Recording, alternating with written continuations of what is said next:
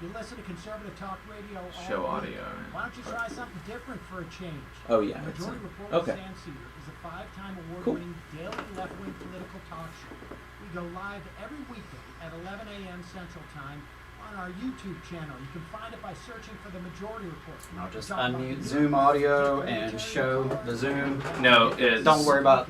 No, Zoom audio don't Okay. unmute that because they're going to come in through the radio too. Okay. We've got them going in through mic 3. That's right. All right. That's all just within the last month. You want to hear what smart, progressive political talk that is occasionally amusing sounds like, then you need to tune in. And you're always welcome to call in if you want to give it. Right. Any given time, I will give it to you. Tune into the Majority Report at 11 a.m. Central Time on YouTube or later wherever you get your podcasts.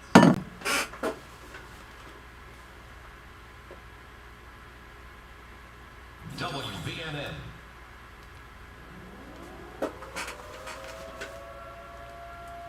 You're listening to the Valley Labor Report with David Story and Jacob Morrison. The time has come for America to hear the truth. We are going to stand with them, and not only are we going to fight for their rights, we're going to stand up for our rights here in our state, in our homes, and in our community.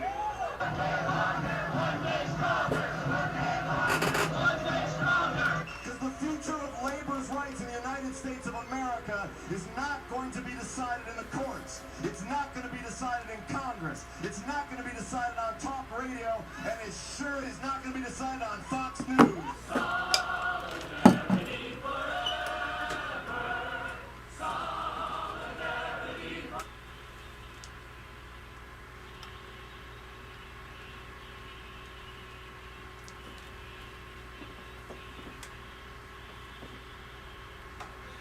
Good morning, Tennessee Valley. This is the Valley Labor Report. My name is Jacob Morrison, here with my co-host and fellow agitator, Adam Keller. It is Saturday, August 14th, 2021, and we are broadcasting live online and on the radio on WVNN in the Huntsville, Decatur, Athens listening area from Athens, Alabama.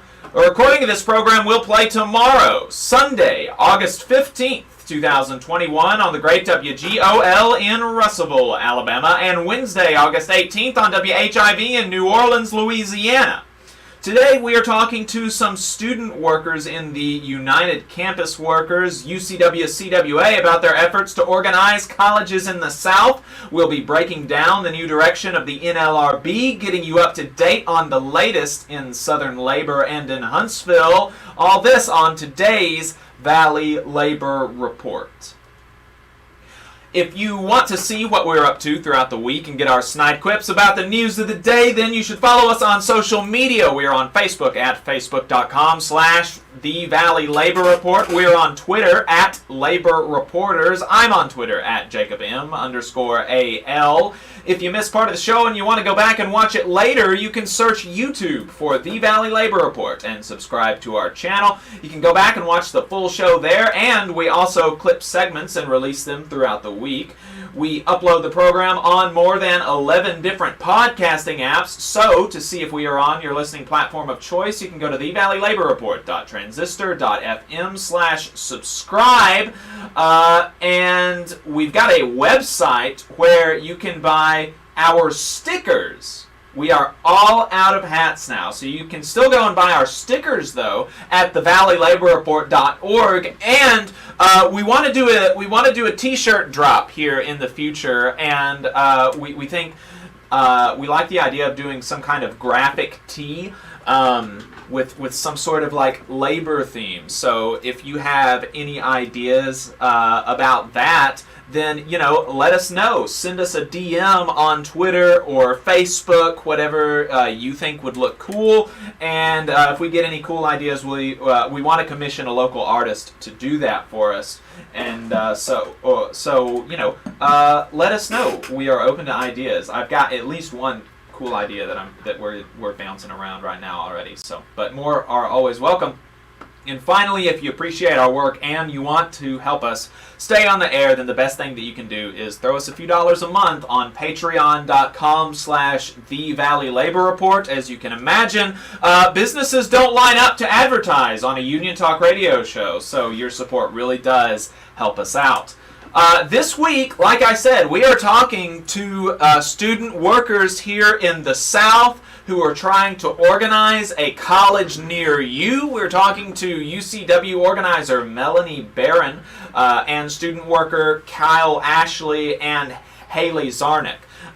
We're really excited about that. We have talked to student workers in the past. The most recently, we talked to the New York University Grad Student Union about their fantastic contract that they just won after a strike there in New York. And so, we're really excited to talk to folks here in the South about what they are up to. Melanie, Kyle, Haley, thank y'all so much for jumping on the line with us today. We really appreciate it.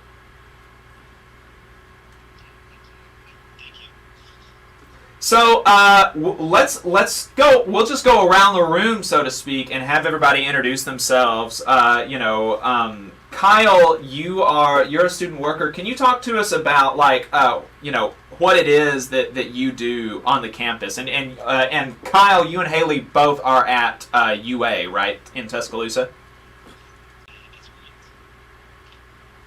Yeah, so what kind of work do you do on campus? Because there are a lot of folks, that think student worker, and it's hard for them to kind of conceptualize what exactly a student worker does. So help us figure out what is it kind of like a day in the life of Kyle?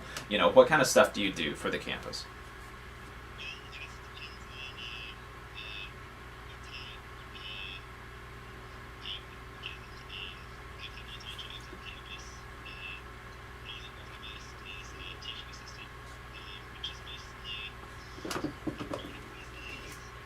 Turn him up and turn me down.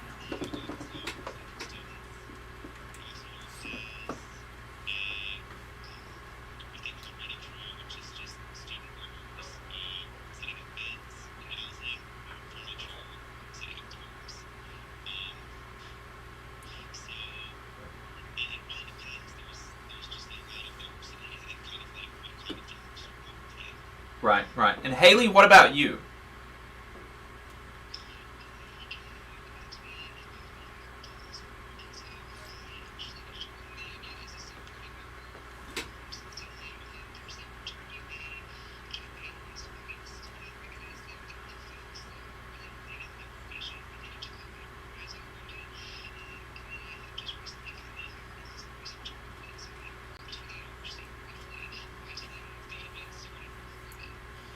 Okay, awesome. That's really neat. We love to get good people going to law school who are not going to be fighting for the corporations and doing. Yeah. And Melanie, you're a organizer with the UCW. How did you come into this work?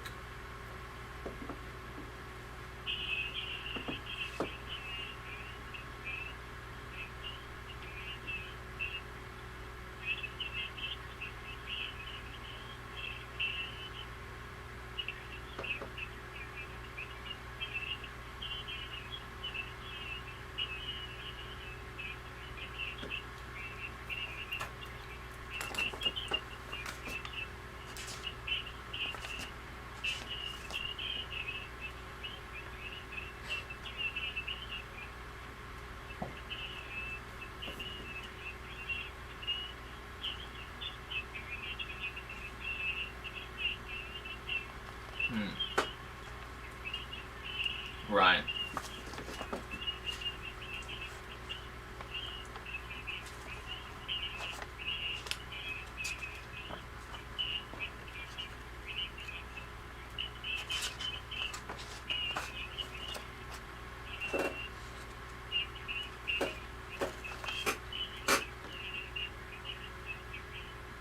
So tell us about, what is the context for organizing at public universities in the South? Because there's some, there are folks that are regular listeners of the show are going to know that there are different contexts that different labor laws apply to. If you're in the private sector, all across the U.S., you've got a consistent labor law. Like you've got this one framework under the National Labor Relations Act, and it's pretty similar all across the country.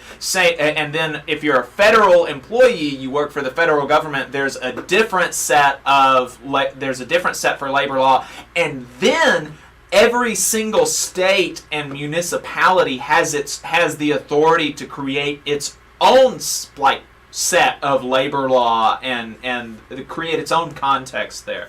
So, explain to us the context for organizing at a public university in the South.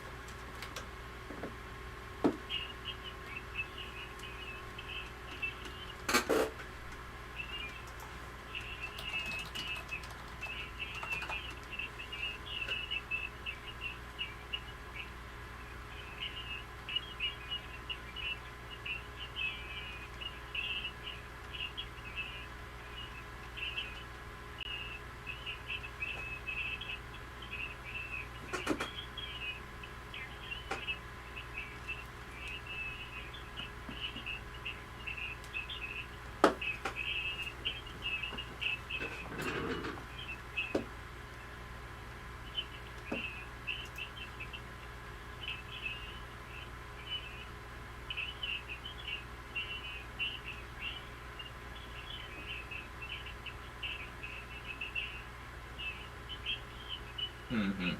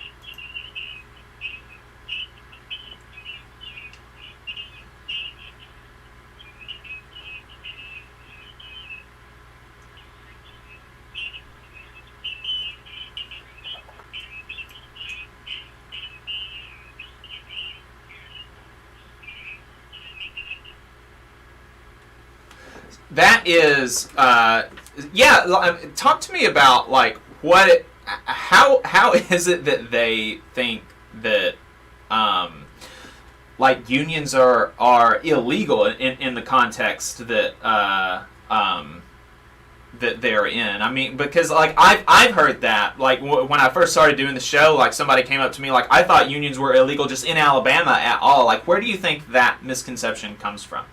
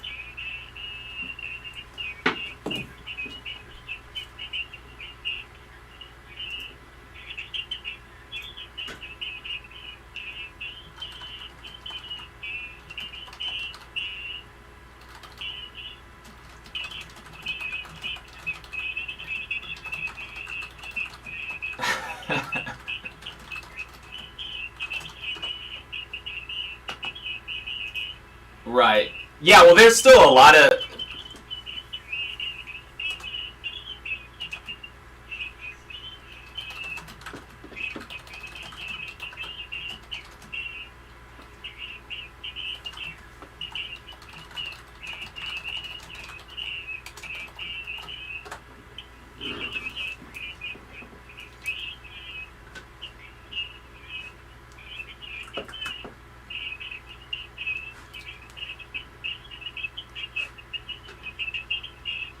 Right.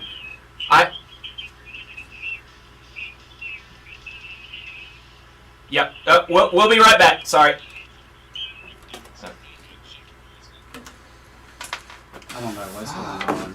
Yeah, it sounds fine on FM, but Yeah, I checked the FM too. I don't know what is going on. Are we off the radio? Machinist Union's over 600,000 members having our back. Local Lodge 44 in Decatur, Alabama has been serving workers' interests for over 20 years.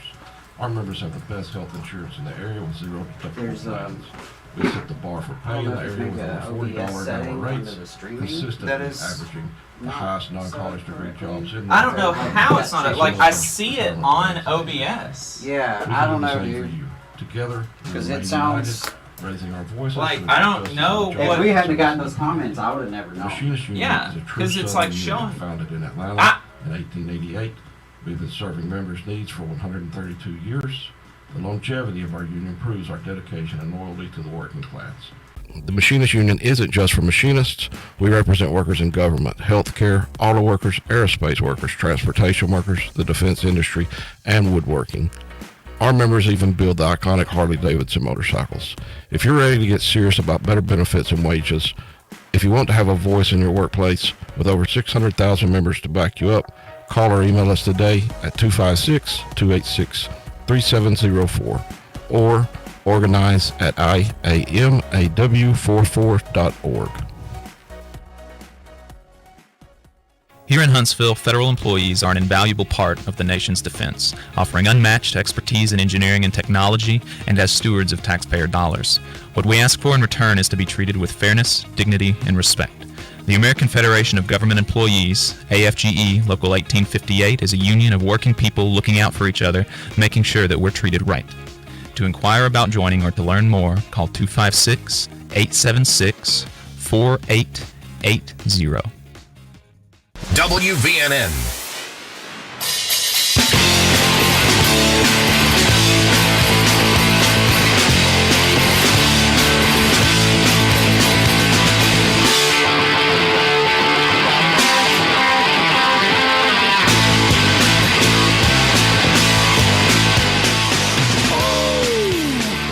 Your boss? Or no. You don't need your boss. Your boss needs you. This is the Valley Labor Report. My name is Jacob Morrison, here with my co-host and fellow agitator, Adam Keller. Wow, folks, hey, if you're listening online, I really appreciate your patience. We had some technical difficulties. I don't know how OBS was picking up the Zoom through just the computer mic, but it was, and so we weren't aware that there was a problem, and you were just like hearing the ambient sounds in the studio. But now we've got the board going into the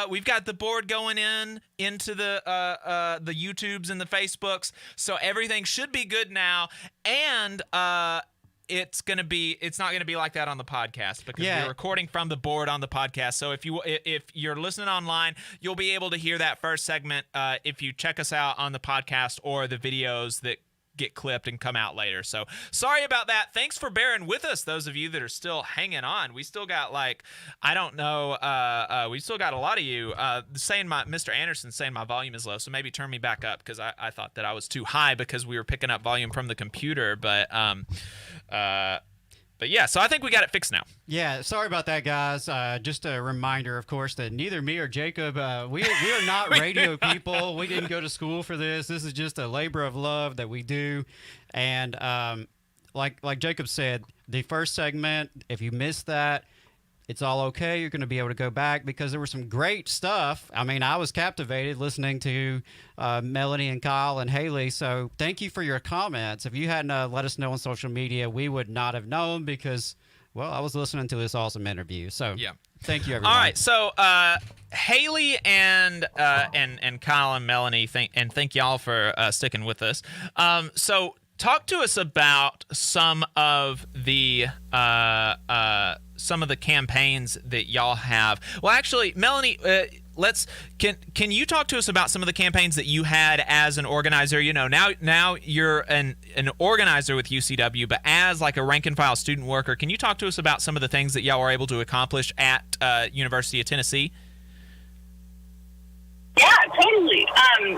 So right around the time that I got involved in the union, we launched this campaign called Tennessee is Not for Sale, which maybe some of your listeners have heard of. It was a 2-year-long saga to prevent the outsourcing of facilities workers on campus. Because United Campus Workers isn't just for student workers, it's for anyone who works on campus. Faculty, staff, grad workers, anyone who gets a paycheck from the university can join. I believe it was, what is time? 2015? The governor of Tennessee at the time, Bill Haslam, who's the richest governor in the United States at the time, a billionaire, he wanted to outsource facilities workers all across the state to a private company. So those are all the people that clean the buildings, that maintain equipment, all of that kind of stuff. It would have been thousands of workers just given over to a private company, getting them off the state payroll, no more benefits, things like that. And so that would have impacted hundreds and hundreds of our members. And so we launched a campaign to fight back. And we largely defeated that campaign to outsource for everyone all across the state, not just at UT, but also at University of Memphis, at Middle Tennessee State University, at all the different places where we had a presence. We were able to stop that outsourcing from happening. And we did that through a number of different things, a lot of on-campus action. So tons and tons of rallies on campus, going to the legislature. We have a super majority Republican legislature in Tennessee, which also makes people think that it's impossible to get anything done. But sometimes those people really will work with you on certain issues. And so we got a majority of Republicans to sign on to a letter opposing the outsourcing and delivered it to the governor's office. And so through a number of different pressure tactics, we were able to make that happen. That's one of the most proud accomplishments of my life, honestly, was working on that campaign. And that's really what really got the word out to a lot of other people in the South about what we were doing and what we could accomplish. Yeah, I think that the power. So I came from a faith tradition that is that has politics that I don't agree with in a lot of ways, but they really place a high value on testimony as something that can invigorate another person's faith, and I think that is a really I think that that's something that I've taken with me as an organizer, because I genuinely do think, and that's why I'm so interested in talking to other people from all across the country that are doing this kind of work, is that I think that that testimony, like what you just did, what you just talked about, being able to hear about workers struggling and sometimes winning, but sometimes losing, but still going through that struggle, and even with losing, realizing their power. It has the ability to activate people, to get people to realize like their worth and their ability to enact change in their lives. And I think that's really so I appreciate that. Kyle and Haley, what was the knowledge of that campaign kind of what got y'all into it, or was it more or hearing about other victories or campaigns that got you into joining the union at UA, or was it more of dissatisfaction with your own conditions and just being motivated in yourself to like fix it? I know for me, it was definitely a little bit of both. At the time that I started to learn about the union, it was last August. We were coming back to campus, and the union were really the only folks that I was seeing that were organizing around COVID and trying to make sure that folks on campus were safe. And so the Safe Return UA campaign, there was a Facebook page. I reached out and I was in communication with folks from the union about COVID organizing. And so it was definitely a mixture of they were out there doing the work. They were the ones that were putting out the support. And then I was also really dissatisfied with the way that UA was handling it. I don't know if folks know, but we actually ended up being, when we opened last August, essentially the hotspot of the hotspot. We were the worst college in the country when we opened as far as COVID was concerned. And as most people know, we are also one of the worst nations in the world. So it was really bad. And they had attempted to get us to sign this form, this acknowledgement form. And the acknowledgement form, theoretically, they said was just about us acknowledging that there was some level of risk. But there's this language buried in it that sort of stood out to me as a baby law student that said, I voluntarily assumed the risk associated with COVID, essentially.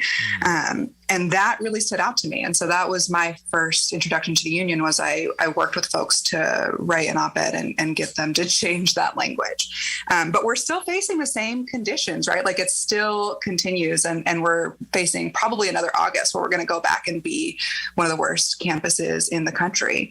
I know that just implemented a mask mandate again, but it's very uncertain how long that's going to last. So essentially, yeah, I would say the campaign was really, really a big deal for me. It's where I found support. It's what brought me into the union.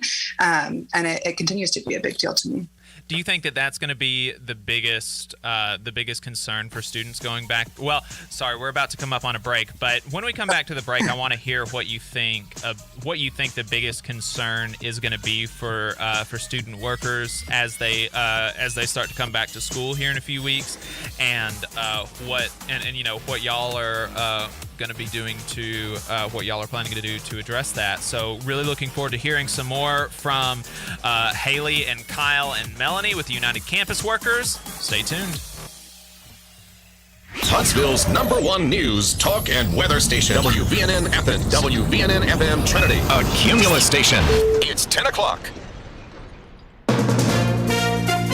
From ABC News, I'm Brian Clark. Experts are warning of a possible devastation in Haiti after a magnitude 7.2 earthquake struck the western part of the country. John Bellini of the U.S. Geological Survey tells ABC News. The depth of this earthquake is about 10 kilometers, which is typical for this region. So because this is a shallow earthquake, it does have the potential to cause damage. Generally, shallow earthquakes cause more damage. Videos and images from Haiti show damage, but so far no reports of the number of injuries. The magnitude was about as strong as the 2010 earthquake that killed an estimated 250,000 people in the country. In the U.S., the daily average of new coronavirus cases stands at 114,000. The South is particularly hard hit. ABC's Elwin Lopez visited a hospital in Mississippi. One of the most striking things we saw in Jackson, Mississippi was this makeshift hospital, 8,000 square feet of a garage, a lower level garage, was turned into a hospital. 20 hospital beds now placed there after they made a federal request. 30 personnel came in, doctors, paramedics, and nurses, all in order to deal with this surge in COVID patients. The FDA has given the green light to coronavirus booster shots for some immunocompromised people. First elements of a Marine battalion have arrived in Kabul to support the U.S. withdrawal from Afghanistan. The Taliban continues to take over provincial capitals throughout Afghanistan. ABC's Ian Pannell has more. They haven't actually attacked U.S. troops as they pulled out of the country over the last few months, despite attacking every other target inside Afghanistan. And I think they don't want to provoke a fight with the United States. And therefore, I think they'll probably stop outside Kabul. I think anyone who would have predicted what's happened over the last few months would have been wrong. So never say never, but I don't think they'll push on Kabul while this evacuation is taking place. There are calls for an about face from the U.S. You're listening to ABC News. Let's see, if something costs less, but people are happier with it, that sounds like something to look into, and that's MediShare. Maybe you've heard switching to MediShare to pay for healthcare can save the typical family $500 a month. And that's huge, but it's also true that people are way more satisfied after making the switch, too. The customer satisfaction rate for Medishare is double that of the typical health insurance plan. Double. Medishare works. It's been around for more than a quarter century, and members have shared more than $3 billion of each other's bills. People love having telehealth and a huge nationwide PPO network. So, yeah, you can save a ton and like it better. Imagine being happy with how you're taking care of your health care. So if you're self-employed or part of the gig economy, or you just want a plan you're happy with, you can call right now and get a price within 2 minutes. A very, very smart use of 2 minutes. Here's the number you need. 877-26-BIBLE. That's 877-26-BIBLE. 877-26-BIBLE. My name is Dr. Zach Hayden, and I am the Executive Director of the Automotive Free Clinic. I hold a PhD from Berkeley and 2 Automotive Service Excellence certifications. The Automotive Free Clinic is a 501c3 nonprofit shop in Prattville, Alabama, and I have 7 years of experience in the automotive field. We began as a pandemic project in March of 2020 with a dream of providing free and low-cost automotive repair to disadvantaged people. Our shop works by providing parts to community members at commercial cost, and labor is on a pay-what-you-can basis. Our shop was a mobile repair shop for approximately 1 year. During that time, we repaired almost 70 vehicles and gave away 2 vehicles to needy community members. We need your help to continue providing this service. Our staff of about 12 are all volunteers, including 2 technicians, but we do have overhead, including shop rent, insurance, service manuals, tools, and utilities. To make a donation, please visit automotivefreeclinic.org. Thank you. 770 AM, 92.5 FM, WVNN. Depend on it.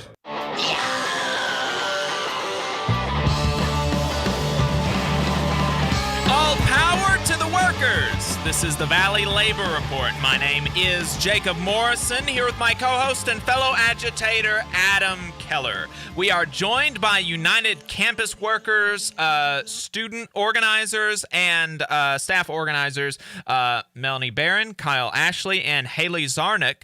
Adam, there was a couple things that you wanted to touch on about the last segment. For one thing, that I'm glad that Melanie talked a little bit about the Tennessee Not for Sale campaign. That's how I first came across United Campus Workers. I was not familiar with them, and actually saw it on Labor Notes, and really impressed with what they were able to do without collective bargaining agreements, without legal rights to strike, and they still pulled it off, and I think that's huge. And those of you who are local here in the Tennessee Valley, you probably are aware that outsourcing and privatization of school support staff is a big problem we have, both at the K-12 level and at the college and university level. So many of the folks cooking food for students, cleaning the hallways and dorm rooms and classrooms, security guards, you name it, many of these folks are outsourced through temp agencies, which means they're not paying into state retirement. They're not benefiting from state health insurance programs or from any sort of due process rights that, may be available, at least at the K-12 and community college level. So I thought that was really important and very much relevant for folks here locally and across the South, across the country. It's a massive trend that we've seen, especially after the Great Recession over a decade ago, is when it really picked up. And something that Haley mentioned that I just wanted to reiterate. She talked about getting involved because she was handed a document by her employer with some sketchy language. Mm-hmm. And I cannot emphasize enough how important it is to really read whatever it is that your boss wants you to sign. Because there's a reason why they want you to sign something. And so, I mean, it's just our habit sometimes to just sign stuff and get it out of our way, knock it off our list. But really, really read through any sort of document that your employer wants you to sign, because you just don't know what you may be signing up for. And believe me, their lawyers will keep a record of it, and it will be busted out if it's convenient for them. So I think that was a great lesson, Haley.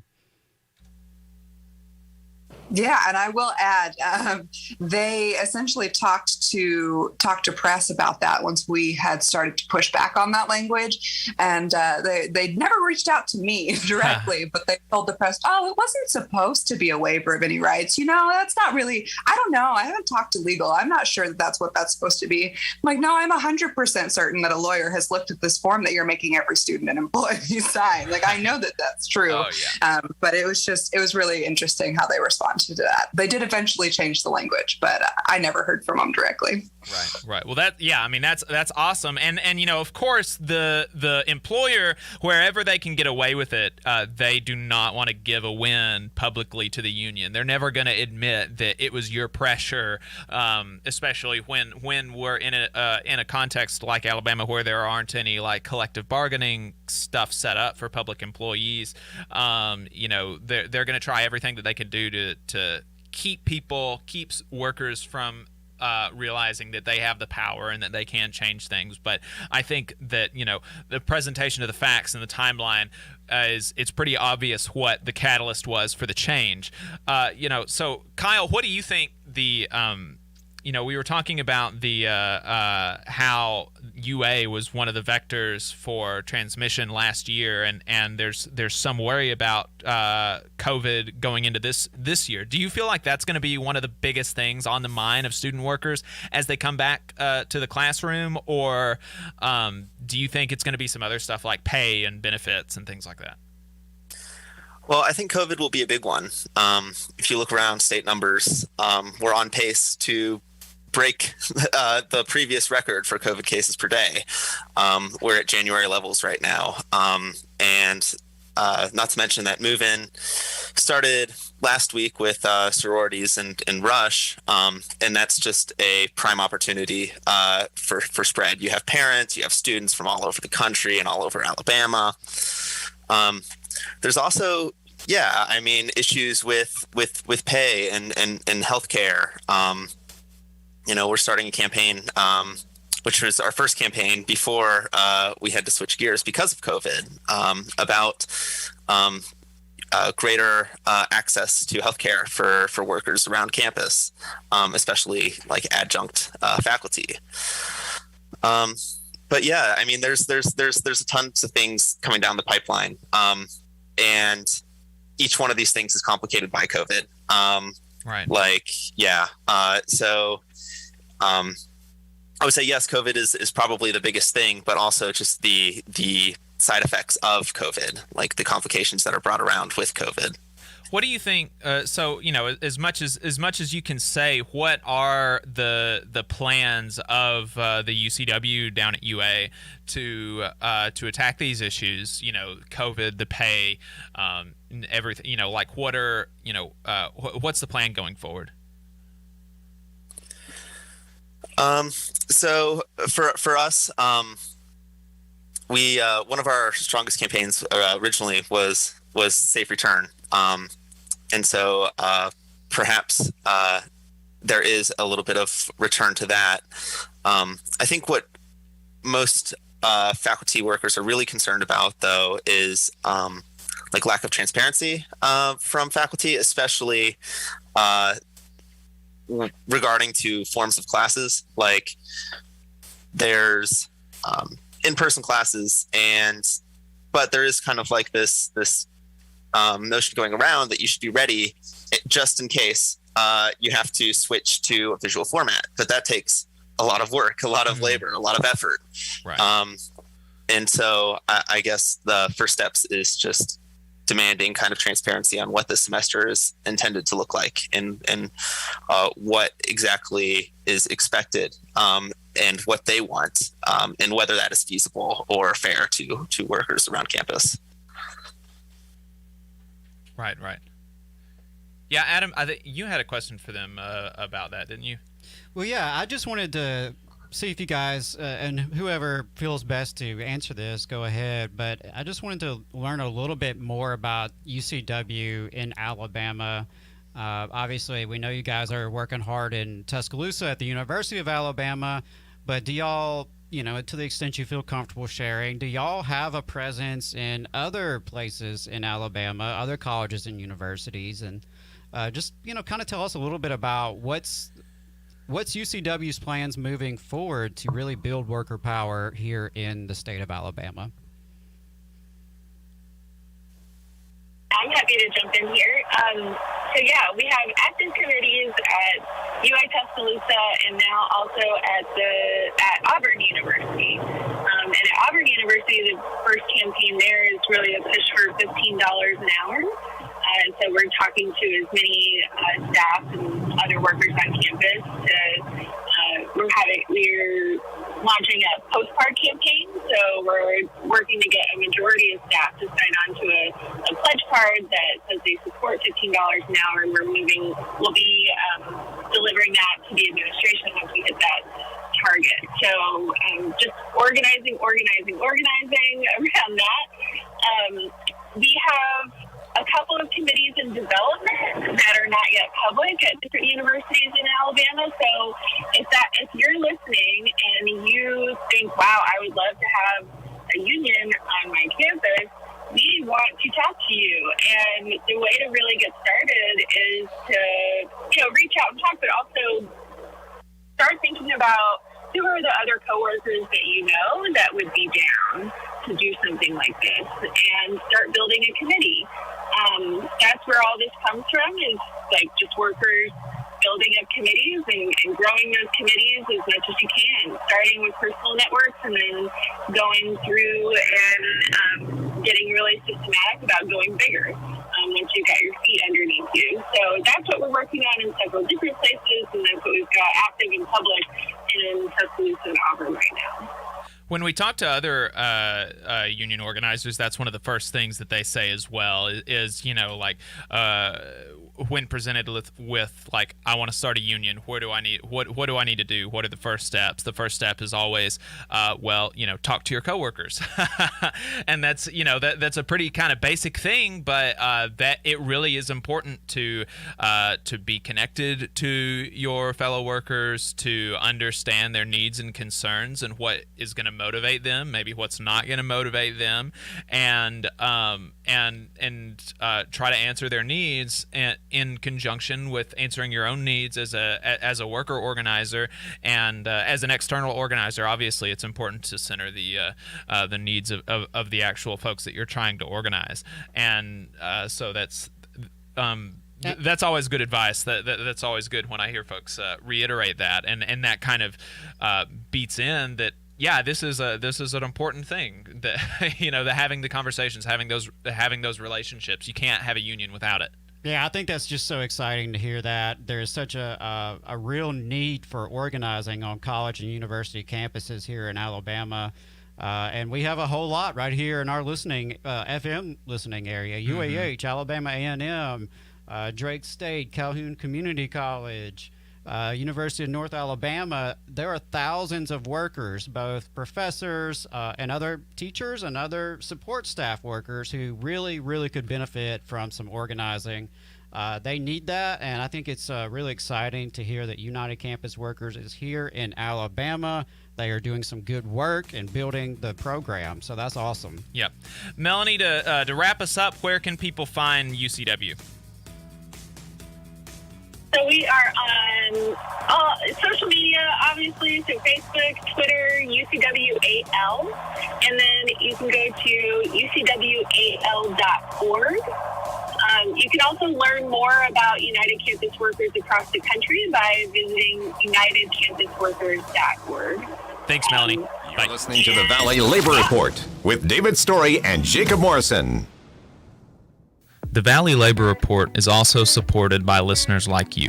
If you value the work that we are doing, injecting a different perspective into talk radio, and you have the means, consider signing up for a monthly donation on patreon.com/The Valley Labor Report.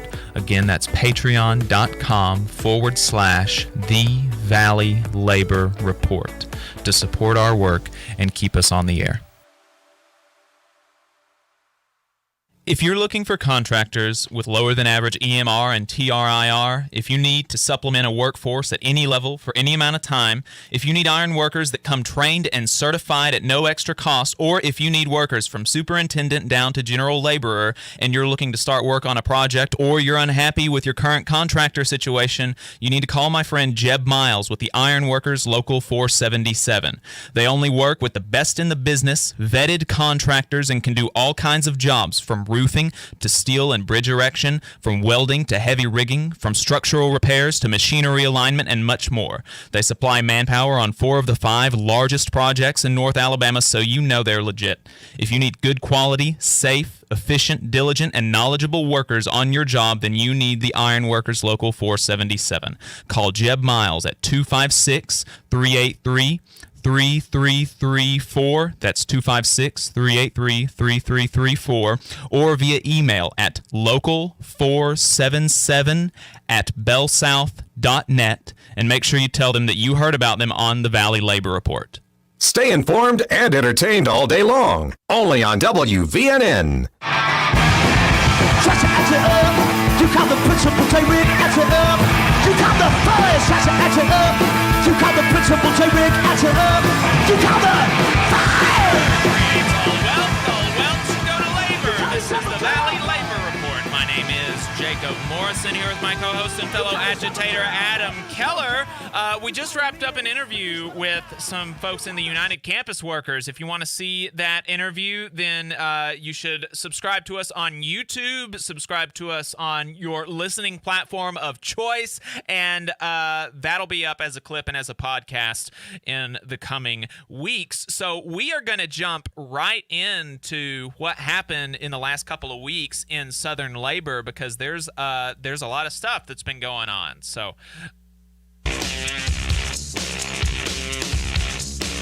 we've got to unite as workers and demand the respect we deserve from the boss. You and I should go on strike. One day stronger, one day longer, one day stronger. We are workers united. If we don't get it, if we don't get it, if we don't get it, last week in Southern labor, we are bringing you what happened in the last 2 weeks across the South in the labor movement, courtesy of Jonah Furman. You can find out what happened in the rest of Southern labor on his Substack, whogetsthebird.substack.com. We're going to jump right into new organizing. 93 aircraft mechanics at Fort Hood, Texas are unionizing with the machinists. We love the machinists around here, don't we, folks? 55 construction workers for Omni Excavators, plus 52 construction workers for Stealth Construction in the Metro D.C. area are organizing with Laborers Local 11.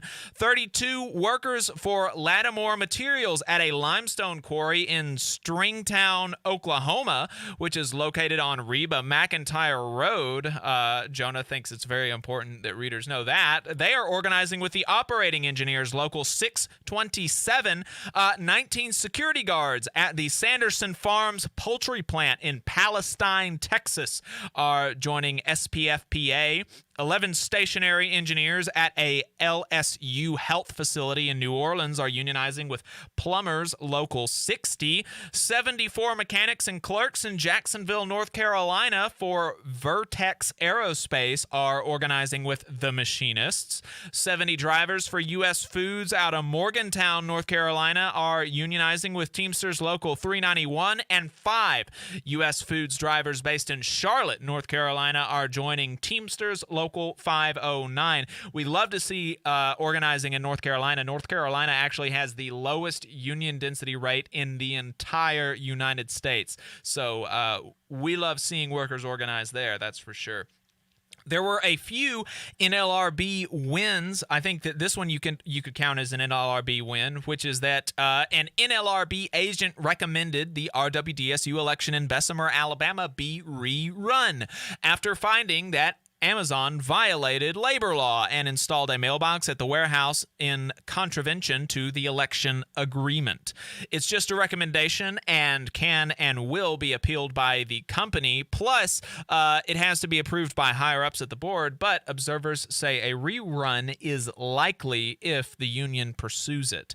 22 security guards at the Federal Trade Commission in D.C. voted 10-0 to join the SPFPA, and 3 building engineers at 950 L'Enfant Plaza Southwest in D.C. voted unanimously to join Operating Engineers Local 99. There were a few losses, decertification, and raids. First, there were 41 security guards at NASA's Michoud Assembly Facility in New Orleans. They voted 18-0 to drop SPFPA Local 129. 110 drivers and mechanics for Garden Trucking in Covington, Virginia, voted 30-65 against joining the Association of Western Pulp and Paper Workers. LEOSU-PBA is raiding 20 SPFPA guards in D.C., and SPFPA is raiding a unit of 10 parking garage security guards at a high-rise in Arlington, Virginia, currently represented by LEOSU-PBA. It looks like those two unions not a fan of each other.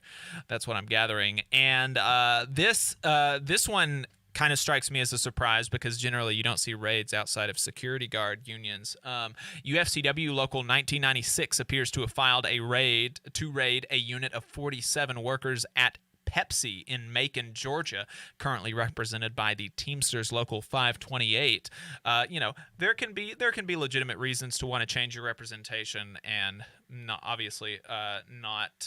able to comment on the kind of intricacies and minutia of what's going on at that local. But hopefully there's not like nasty politicking going on there.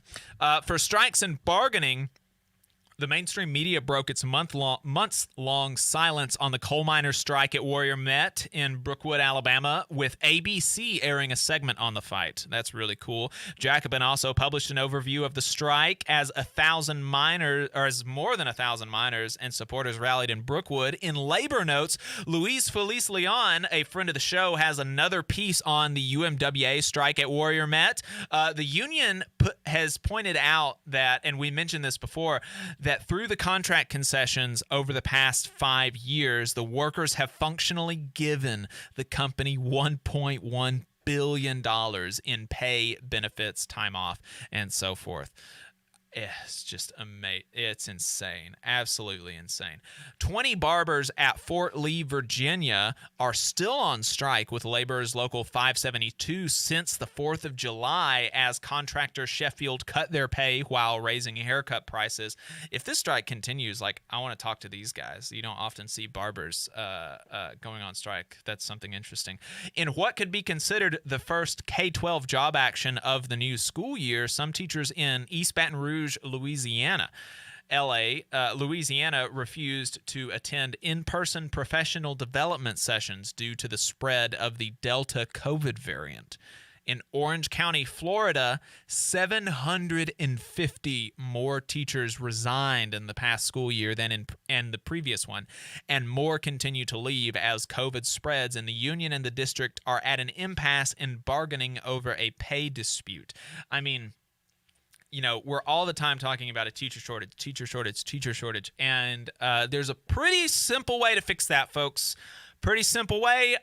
You pay the teachers more, and you give them a safe working environment. It is not that difficult. In the world of vaccine mandates, there's just a lot going on. Unions from the firefighters, the postal workers, and the American Federation of Teachers initially came out against mandates, but then Randy Weingarten, the president of the American Federation of Teachers, signaled some openness, and eventually the AFT has come out in favor of vaccine mandates in the schools. So there's going to be some, there's a lot of conflict there that a lot of people that are very, very pro-vaccine, including myself, there's some amount of conflict between, the good of vaccinations and doing things that are going to incentivize people to get vaccinations and giving the boss more power. That's something that unionists are loath to do under any circumstances. And like some folks on Twitter have pointed out, unions, I don't think, should come at the bargaining table willing to concede to vaccine mandates right off the bat. I think they should be asking for something in return for it. Anytime that you give the boss anything, you've got to get something for it. Absolutely have to get something for it.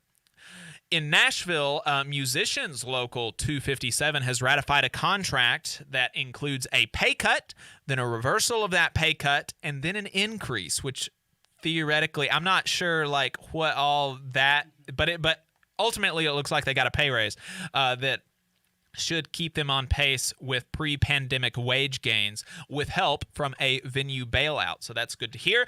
Kroger workers with UFCW Local 400 in Virginia are protesting the company's efforts to switch from a jointly managed health plan to a management-only health plan and the predictably worse health care that would entail.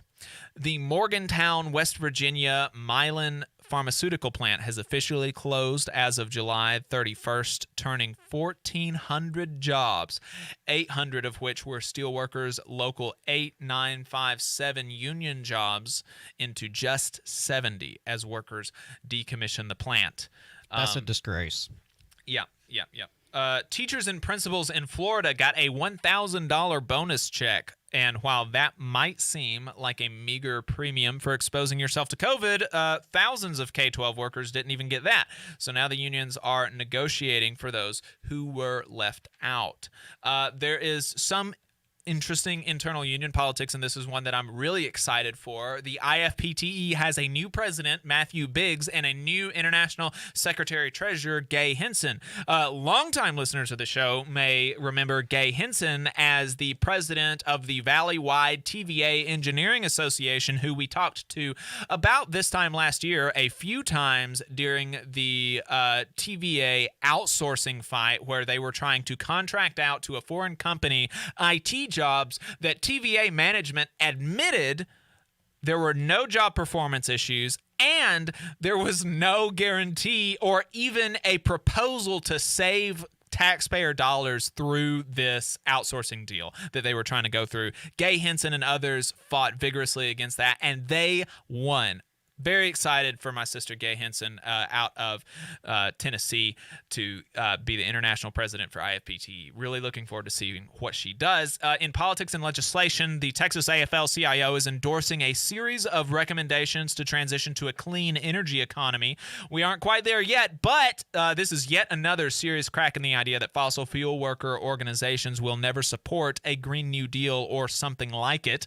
And finally, the state of Virginia is trying to claw back millions paid out in unemployment benefits to thousands of school bus drivers across the state due to a loophole in state law about 10-month employees getting those sorts of benefits, and the Virginia Education Association is representing the drivers in the dispute, which is a smart move, as these drivers may soon have collective bargaining rights for the first time under the new state labor law reform in Virginia. Folks, that's all we got for what happened last 2 weeks in Southern labor. We'll be right back with some local updates. You're listening to the Valley Labor Report with David Story and Jacob Morrison. This is News Talk 770 AM, 92.5 FM, WVNN.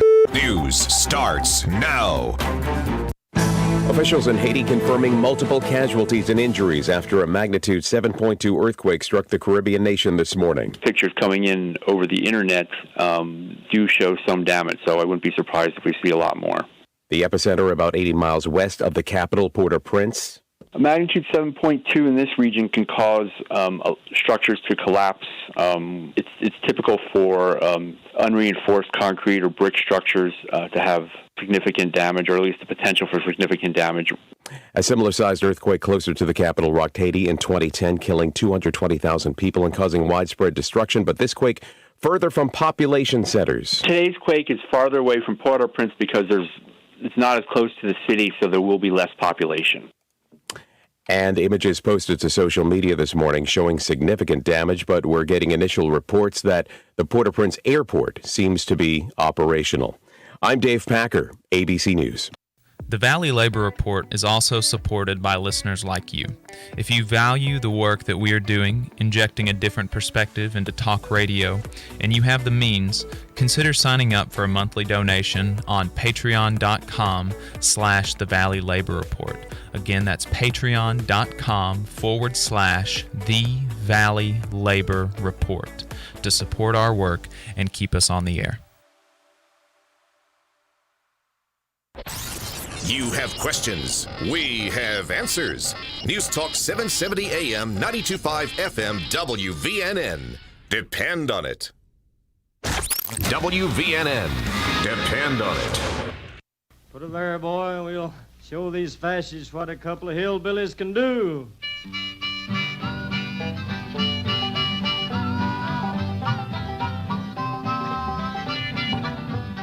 All power to the working class. My name is Jacob Morrison, here with my co-host and fellow agitator, Adam Keller. Adam, talk to us about what's been going on here in Huntsville and Alabama. All right. Good morning, sisters and brothers. Thank you for tuning in. And whether you are across the Tennessee Valley here locally or out there in cyberspace, we do appreciate that. I want to start with a few events happening locally.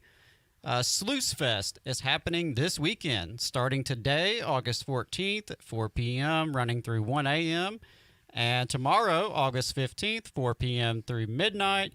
That is taking place at Sidetracks Music Hall. And we wanted to shout that out because our friends Obed Edom will be playing at this festival. So that's a cool event. If you're interested in kind of the underground music scene here locally, definitely check out our brothers in Obed Edom. The North Alabama School for Organizers is hosting their Automotive Free Clinic on Saturday, August 21st from 8 a.m. to 3 p.m. at the New Futures Homeless Shelter. We've discussed that before because it's such a great example of mutual aid in practice.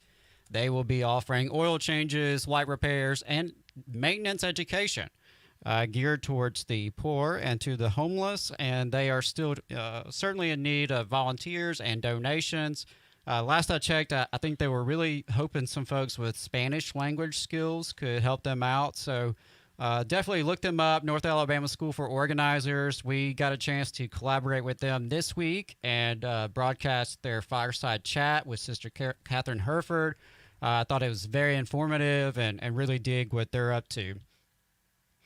The United Women of Color actually had a Unity Festival planned for Sunday, August 22nd, and that has been postponed. Wanted to let y'all know that since we have plugged it on the show. But also next weekend, the League of Women Voters are commemorating the 101st anniversary of women's suffrage with a special event at Burritt on the Mountain. And that is Saturday, August 21st, 10 a.m. to 4 p.m., That would be a great time to take your kids up there, learn a little history, and have some fun. Enjoy the views. Wanted to remind folks that on August 24th, there will be a rally against political corruption in Montgomery, Alabama, with the Libertarian Party and the infamous Vermin Supreme. If you're not familiar with Vermin Supreme, Google him. He is an interesting character. I kind of dig what he's doing. He uses a lot of political theater to make his points. He's been operating inside the Libertarian Party. Now, I typically associate libertarians with very far-right, free market, capitalism type of policies, but Vermin's taking a different stand inside the libertarians, and I think that's interesting. And the main focus of this rally and the reason they're doing this is about ballot access and really trying to challenge this two-party duopoly that we have in this country, but especially in Alabama, where ballot laws make it extremely hard for independent and third-party candidates to actually have a chance at an election. And we also have a couple of other things that's been happening here locally. And the census, of course, has come out. And it's going to take some time to really review the census results and see what's going on with that. But that's going to come in handy here in just a sec. So in Huntsville, locally, of course, there are redistricting conversations that are connected to the census results. And I've seen some conversations around maybe even adding districts in Huntsville. Huntsville was just named the biggest city in the state, finally surpassing Birmingham. And those of you who are local may know that there are only 5 city districts. So 5 districts, that means 5 city council members, 5 school board members for a large and growing city. So there's some conversations around that, and there will be a lot of public hearings over the next couple months. Definitely encourage you to get plugged in there and keep your eye on that because it will be very relevant for politics over the next decade. Also in Huntsville news, coming out of this Thursday's city council meeting, the city of Huntsville has announced that moving forward, police-involved shootings will now be investigated by the state of Alabama. That seems like something that would have already been in place. But as we have learned, especially over the past, 14 months or so, we have some real serious problems with our criminal justice system locally here in Huntsville. And this is coming mostly in response to the Officer William Darby shooting. Just a reminder, if you forgot about that case, this was a situation where a police officer murdered a civilian who had called the police for help. He was suicidal. William Darby busted in after 2 seasoned officers were already on the scene, handling the scene, de-escalating the scene. And, maybe the most shocking piece to all this, beyond the fact that a murder was committed, is that the local district attorney brought him up on charges. A jury saw fit to convict him on these charges, and yet the Huntsville police chief and the Huntsville mayor continued, even after a guilty verdict, to beat the drum that he was just following policy and, that he did nothing wrong. It's wild. If you want some more context on that case, go back and check out Catherine Herford's talk that we sort of cross-promoted this past Wednesday. She gave a lot of background about that case that really makes it even all the more disturbing. Now, at the state level, something that's kind of interesting that's happened this week is that the State Board of Education has passed a so-called intellectual freedom resolution that just so happens to include some punitive measures towards teachers who they believe to be in violation of this resolution.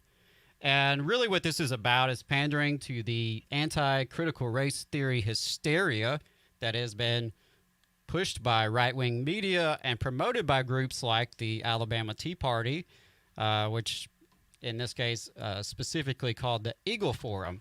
And they actually put out a letter this week and mentioned my name in that letter as one of the certified educators in Alabama who was willing to take the Howard Zinn Education Project's pledge to teach the truth. And just, I got to say this, folks, if the truth looks like misinformation, that's your problem. Perhaps you've been misinformed.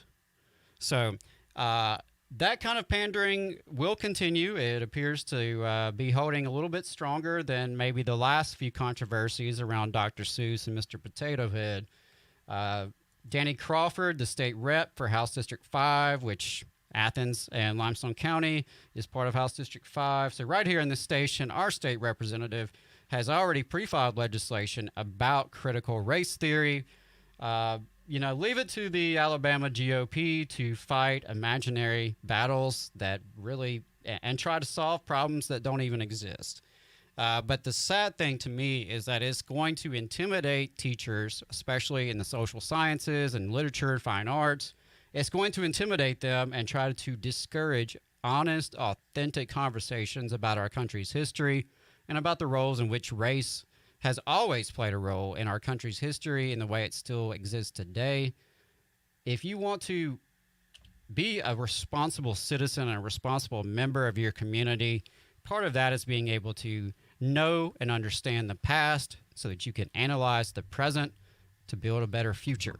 And that is under attack in this state.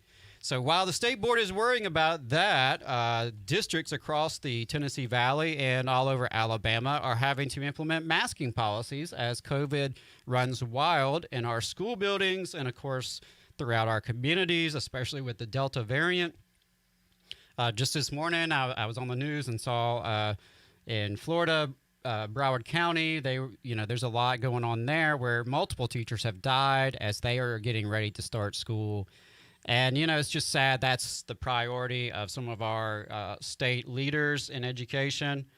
And in response to these masking updates, we got to say there's some folks showing out at local school board meetings. Lots of, I'm just going to say it, affluent, white, soccer mom types are showing up to school board meetings and totally showing their butt and acting wild and unhinged because little Johnny might have to wear a piece of fabric on their face. Interesting. And on that note, 1 in 5 Alabama children live below the poverty line, according to that new census data. 1 in 5. Overall, about 15% or more of Alabamians live beneath the poverty line. And of course, no surprise, there are significant disparities along race and gender lines. So while our educator leaders, quote unquote, try to make it harder to teach the truth about our history, our children are suffering in poverty. They are suffering from COVID and all of the disruption that has caused in our society. They're struggling with trauma. Our educators are dealing with, underfunding, lack of respect, lack of training and resources, class sizes that are too high, a lack of mental health services for their students and for themselves. It's quite shameful to see the priorities. And I'm disappointed that there has not been a lot of pushback from the education community about this. To me, this is a matter of academic freedom. And I think back to some of the lessons that I taught in my own classroom. And, could I do those today? Or if I did those, what would happen? Obviously, I've already been named by the Eagle Forum. And, of course, they made sure to name Huntsville City Schools for the audacity to have something called the No Place for Hate program. How radical of them to say that their schools would be no place for hate. So that's all I got for local and state updates.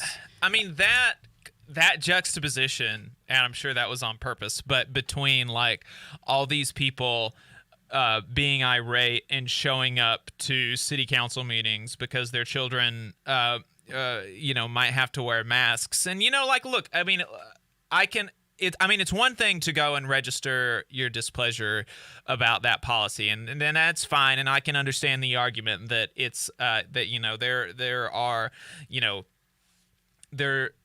children are not really affected or by and large, statistically speaking, obviously we can talk about anecdotes and there's that you can pull one instance of anything happening, but by and large, children haven't been affected by the alpha variant, the wild type COVID. There are reports suggesting that the Delta variant may be a little bit more detrimental to children, but that's not been confirmed. There hasn't been any peer-reviewed research that I've seen on that. And so I can understand the argument that look, we need to get all the adults in the building vaccinated and then things should be back to normal. And that's how I would prefer, because obviously having a mask in schools for children to wear, that's going to be some amount of detriment to their learning experience and their social experience, and it's not going to be as fun. And it's not right. I understand that. Right. I don't know that I agree with that. It's easy to live through a pandemic. Right. And so I understand that, but to get so irate about that of all things and go to city council meeting after city council meeting or school board meeting after school board meeting and that is the only thing that you're concerned about, and then at those meetings giving some impassioned speech about how the vaccine is going to turn us into lizard people or make us magnetic or something. I just can't, the misinformation is so insane, and the juxtaposition of the masks are tyranny to 1 in 5 Alabamian children are living in poverty. We have real issues that children are facing in this state, and frankly, wearing a mask in school is not even it doesn't seem to me to like crack the top 5. Like register your displeasure if you want about that, but like also if you're actually concerned about children, then like let's think about how we can make children's lives in Alabama better. There are a lot of ways. There are a lot of things that Alabama can do better to make their children's to make our children's lives better. And having a mask or not in schools is like not the thing that is that people should be getting so up in arms about. Like it's like we should be expanding Medicaid. We should be making sure that the parents are making enough money to support their children. We should be making sure that the jobs that come here are good paying jobs with good benefits. I mean, it's just so like. We should have collective bargaining rights for educators. I mean, and that would be something in this state if the educators actually had collective bargaining, and which we discussed with the campus workers. Right. Technically, there's nothing legally saying they can't do it, but it's obviously not a practice here. And you know what? Masking policies, vaccine policies, those are issues that could be bargained if we had collective bargaining for educators. But that is not the situation, and it's really unfortunate because in district after district, the voices of rank-and-file teachers and rank-and-file support staff are not honored. They're not, they're not considered. And so I think that's a big part of the problem, too, is that the people who actually do the work usually have the least amount of input. And that's, true in education, and that's true in sector after sector. You're listening to the Valley Labor Report with David Story and Jacob Morrison. The Valley Labor Report is also supported by listeners like you. If you value the work that we are doing, injecting a different perspective into talk radio, and you have the means, consider signing up for a monthly donation on patreon.com/The Valley Labor Report. Again, that's patreon.com/The Valley Labor Report to support our work and keep us on the air. The American Federation of Government Employees, AFGE Local 1858, believes all workers are entitled to fairness, dignity, and respect. AFGE also knows that the best way to guarantee proper treatment is for workers to stand together, united, looking out for each other. In AFGE, we fight for workers every day to ensure a workplace that is safe and free from harassment. If you're a federal employee and want to be a part of this union, to protect yourself and your fellow workers, call 256-876-4880. WVNN.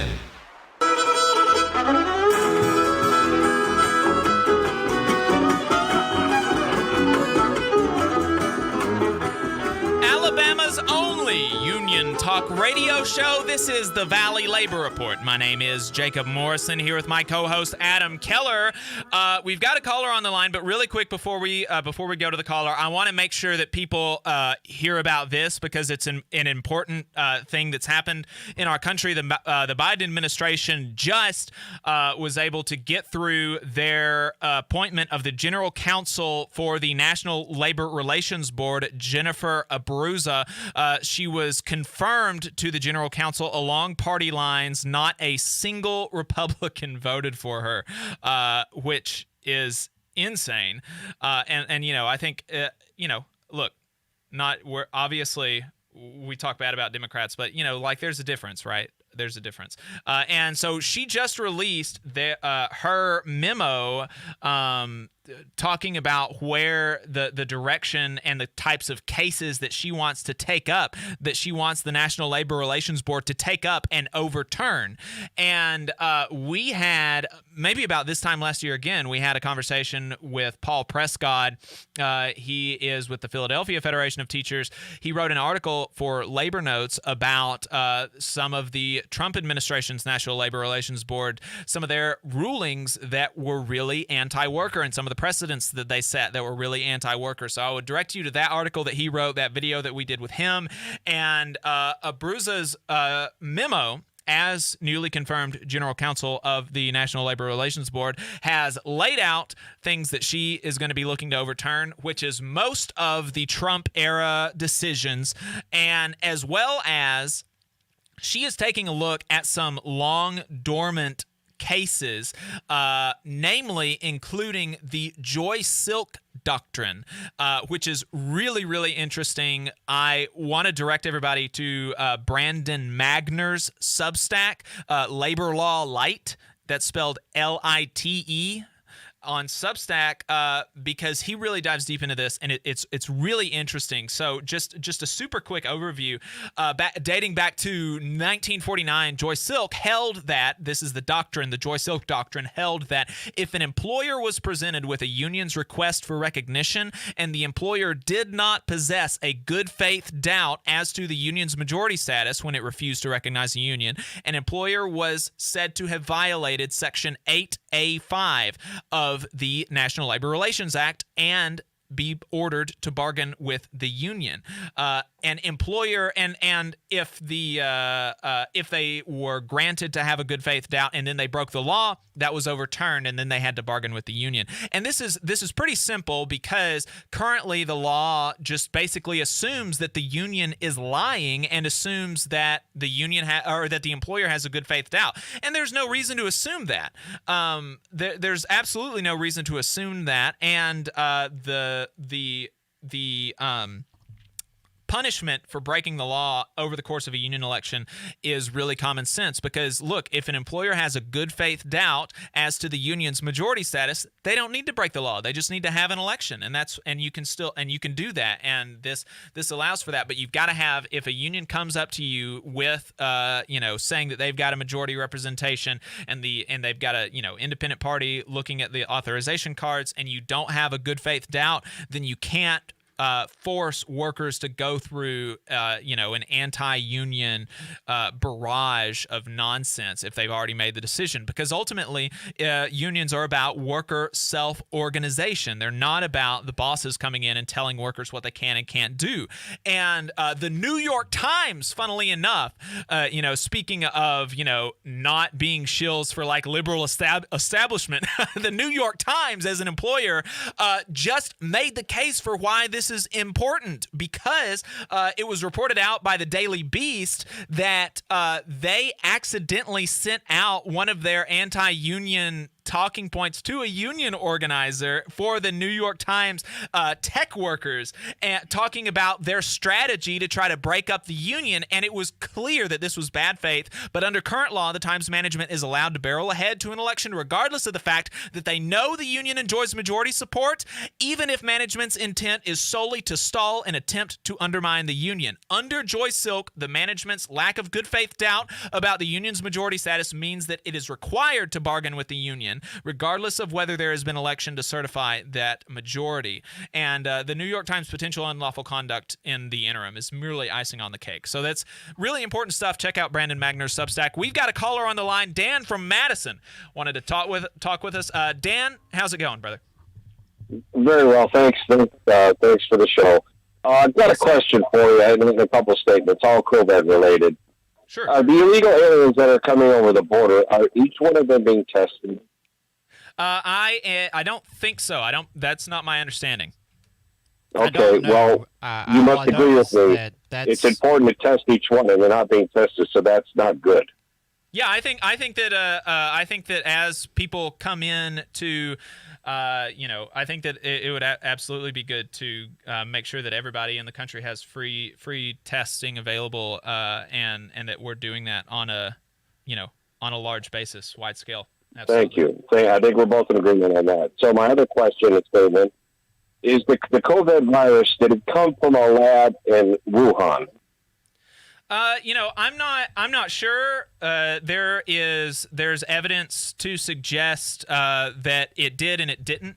There is, because the way that my understanding, and this isn't like really my wheelhouse, but I've listened to a few a few podcasts about it, and read some articles like making both cases. And my understanding is that there's a lot of reasons to believe that it evolved naturally in its like the way that it's sequenced and stuff. But there's also some amount of reason to believe that it could have been manipulated in a lab. But I'm not terribly sure how relevant that is as to like our response to it domestically. Well, I'm going to tell you how relevant it is. If it's not, we need to find out if it is or if not. But if it is, and it's coming from their lab overseas in their country, don't we have a national debt or something toward China? Don't we owe China money or something? There's some amount. So, with the national debt, there's this idea that that we owe China most of our debt, but actually most of our debt is owed to ourselves with Social Security or Medicare, things like that. It's actually the majority of the national debt is owed to, American agencies of some form or another. And I think China owns, there's some amount of it that China does own, obviously, but most of it's owned to us. Two things, and I'm going to real quickly statement that I'll hang up. Sure. Number one, first off, we need to stop spending money like it's going out of style. That's got to stop. Number two, I believe Wuhan's involved. The lab, China, whatever we owe China, guess what, China? I'm wiping it off the slate. I ain't paying you a penny, and we're going to lay embargoes on you because no more Chinese product, American made. You must agree with that. I love American made products, yeah. So there you go. Shut it down, China. Shut them down. Don't owe them nothing. The slate is clean. You brought the virus here. I think they did, and that's it. Thanks for the call, Dan. I appreciate it. And what I'll say is that, obviously there is going to be research, and there should be research as to the origins of COVID-19. I think that we'll get to the bottom of that eventually. And if it is determined that it came from a lab in Wuhan, there should be some. There should absolutely be some remedy to that from the Chinese government, and I think that there will be. Whether or not there needs to be an embargo, I'm not so sure about whether there should be an embargo or not, because I don't know how good, frankly, that would be for either economy, the Chinese or the United States. And I'm generally not in favor of embargoing other countries because that is going to hurt the citizens, and I think that as workers, there's more that unites me with a Chinese worker than there is with an American boss, let's say. So, those are some things to consider. But obviously, apart from that, do I love American-made, union-made stuff? I think that I obviously do, and I want to see more of that. And you will absolutely not see me as an officer of any of the labor organizations that I'm a part of, or as a co-host of this radio show.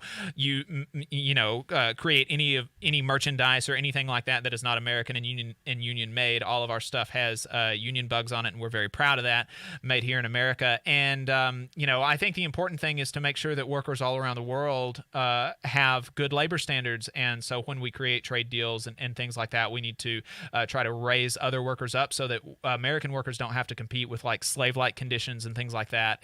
And so point taken. Yeah, but there's a lot of ifs in there, and obviously none of us have the research or ability to determine the origins of that virus. And what I'm not going to do is any sort of nationalistic anti-China sentiment or revival of Cold War nonsense, because as you mentioned, as workers, we have more in common with each other than we do with either government or their bosses. Right. That's a great place to end it on, folks. You've been listening to the Valley Labor Report. We will be back. Follow us on social media. WVNN Athens, WVNN FM Trinity, a Cumulus station. It's 11 o'clock. News starts now.